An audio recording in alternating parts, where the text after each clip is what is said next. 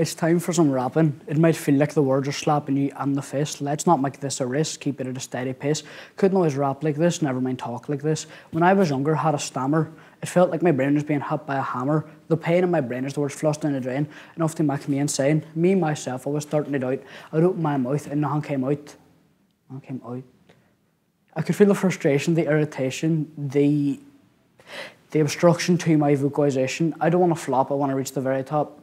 Aim high, you can reach the sky, and that's not a lie. I didn't always have a stutter.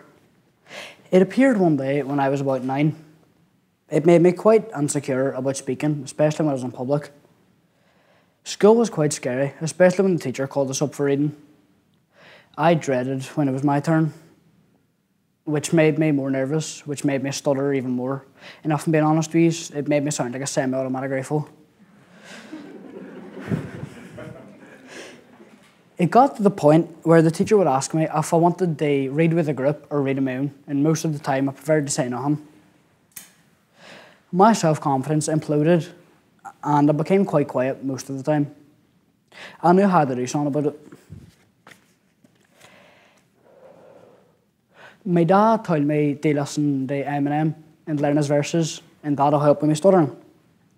Singing is known to help with the fluency of speech. Rapping is quite similar as the words flow, and I found that memorising lyrics was helpful. Pop superstar Ed Sheeran had a similar problem growing up, and he overcame it with some rapid fire rapping. And sure, he didn't do too bad for himself. He can go stand up in front of crowds of 80,000 people, but I'm not too sure if I could do a TED Talk.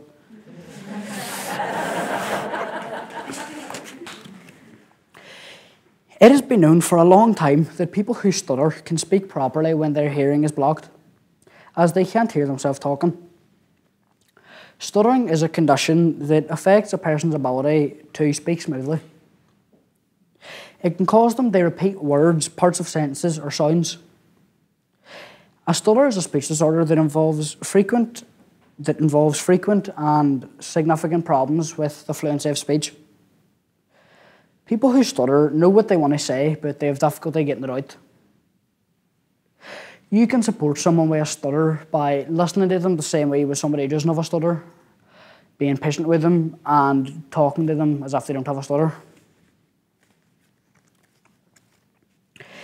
It is quite important to be as relaxed as possible when speaking. Music can be used to affect your moods and emotions.